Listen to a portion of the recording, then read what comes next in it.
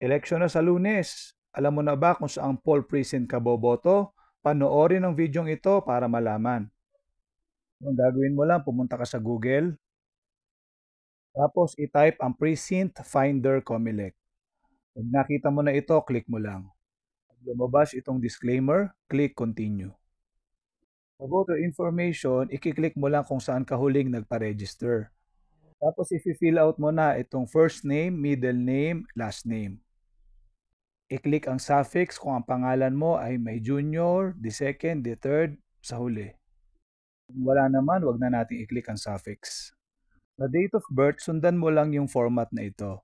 MMDDYYY. Ganyan ang ilalagay kung January 1, 2005 ang birthday mo.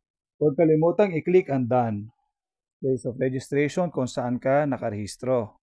Kung mga kailangan i-type, ipiliin mo na lang kung anong probinsya ka kabilang. Ganun din sa city or municipality, Kiklik mo na lang din.